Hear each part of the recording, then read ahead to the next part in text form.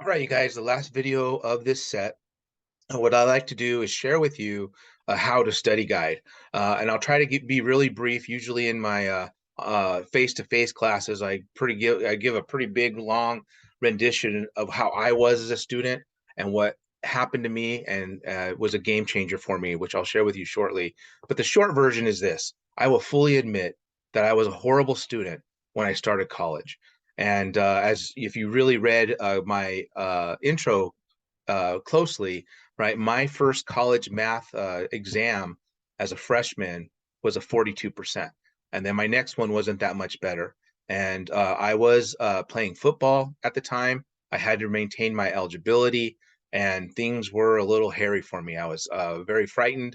I was struggling mightily. To me, math sucked. My instructor sucked. The book sucked.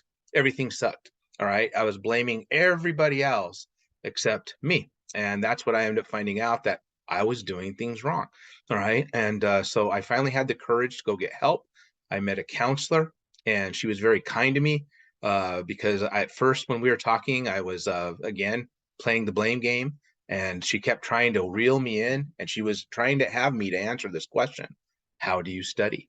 And I'd go off on these rants, right? My instructor stinks, that he can't give me notes. He doesn't help me. He's always asking me questions back, and I'm the one trying to ask the questions, right? This all sucks. I need out. And she would, calmly just say, well, Frank, how do you study? So finally, after about 10 minutes of hearing me rant, I finally understood her question, and I told her what I did. All right. And I learned that it was not very good. I would go to class. Usually, when I walked out of class, I understood what happened. I thought I understood what happened. Everything made sense to me in that little short time frame. So I walked out thinking I had it, went around and did a bunch of other things. Tests were usually on Friday. Thursday night, I start my study routine, and I realized that my notes were wrong. I couldn't tell what this problem said with that problem. We didn't have email that back then. So to age myself, so it was hard to reach my instructor. So I spent most of the night cramming, terrified, praying that certain problems wouldn't be on the test. And of course, I'd go fail the test the next day. So, so she listened to that, and I said, nothing makes sense to me, right? None of the examples make sense to me. The notes are horrible. When I try to go get help from my instructor, all he does is, I tell him I don't know how to do problem number 43, and he just peppers me back with questions about, you know, what I don't seem to understand, and we're not making any progress. So after hearing me rant and rave a second time, she just asked me the second question. She goes, Frank, did you ever take the time to understand the examples in the first place? And of course, I thought about it and I said, no. And so here's what you need to do. So she basically gave me a how to study routine. Let me share my screen here real quick. Over the years, I've playfully called it URP. All right. She's not the one that called it URP. She just told me to do this stuff. And basically, all right, what she told me to do, what I playfully call is URP. Okay. And the golden rule, as you guys probably know, is we should be spending 2 to 3 hours of outside class, right, studying our subjects. And what I was doing is I was cramming. I was spending like 8 hours a night trying to cram for a test, and it was not working. So she told me the first thing I need to do is make sure when you go to class that you take good notes and you understand the material that's in the notes.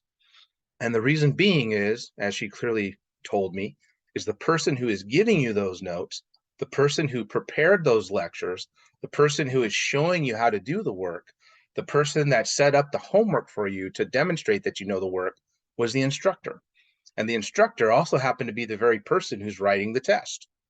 So I don't know why I never put that together for myself, but I realized after hearing her say that, and then she even articulated this point, is that your notes are basically a medium of communication between you and your instructor. Your instructor is basically telling you what he or she thinks is important, how to do the problems, right? What the main ideas are. And when I got really good, I realized they're basically telling me what's on the test. Okay, so it was an eye opener for me. So once you take good notes, which I've asked you guys to do, the next thing you guys should do is review them. Remember in my little story I shared with you guys, I would walk out of class thinking I understood, and I didn't, right? It just seemed to make sense to me there, but it's only in short-term memory. you got to put it in longer term memory. So as soon as you can, after you've taken some notes, what you probably should do is just take some time to kind of revisit them. Go through the examples, go through what seems to be the definitions, the processes. If you're a visual learner, you'll probably start highlighting the notes. Excuse me. If you're a tactile person, you'll probably actually transfer some of those things to some flashcards so they're mobile and you can move them around, right? So you should, it's basically like summarizing your notes. Did you truly understand what was going on? And if you didn't, right, you should ask questions if something appears unclear. For us, since we're not meeting face to face, right, you guys can see me during an office hour online or physically, right, or post your question onto the discussion board. As my classes have found, I do often make mistakes in my videos. I'm human, all right? So if you find a mistake, let me know. If something's not clear, let me know. Let's address it. Let's make sure you understand. This should probably take you about 20 to 30 minutes to thoroughly go through a good review of your notes. Next thing you're going to do, right, is you're going to basically redo all the note examples. Treat it like a take-home quiz. Excuse me, I think I've talked too much today, but what you want to do is, and reprint out the notes, right? Take out a sheet of clear paper, write all the example problems, and try to go through step A through step Z for every single problem. And fight the urge to memorize how to do a problem, right? What you want to do is memorize the processes involved, right? Why was that my first step? Why did Frank do that? What was his purpose behind this move, right? Make sure you understand all those processes, because if you do, as you will see, those processes get used over and over and over again in different problems. Now you're starting to learn math, right? There's thousands and thousands and thousands of problems. You don't want to memorize how to do just one problem. You want to memorize the processes. So by redoing the examples, right, that's what you're going to be doing. You're truly going to get intimate with the problems and you're going to understand, right? This will probably take you 30 minutes, right, to 1 hour, right, to take care of that, especially if there's a lot of examples. It might take shorter, but who knows, okay? And then after all that, notice I haven't even done a lick of homework, all right? Because not what all this is for the understanding part. What you're going to do is now you're going to go practice by doing the homework, in our case, on Pearson My Math Lab. All right. What you're going to find is that if you basically have URPed effectively, right, if you've reviewed and redid effectively, about 80% of the homework will feel familiar. You'll feel confident about it. All right. And you'll probably perform better. There's another little 20% that I'm making you think. All right. As the instructor in me just doesn't want to hand feed you stuff. I actually want you to start putting some ideas together. So some of the homework problems, I want to make you think outside the box and try your best, and also hopefully motivate questions. All right. While you're doing your homework as well, make sure that you're not over abusing the help tools, right? As I shared with you, I've got the help me solve this, show me an example, video links, all the helps there. I want it to continue to be there. But if you're constantly having to press one of those buttons to do the homework, you're not learning. All right. You should be able to do things totally on your own, because remember, right, you need to get that understanding down, right? Because you're eventually going to have to master this in an in-person assessment.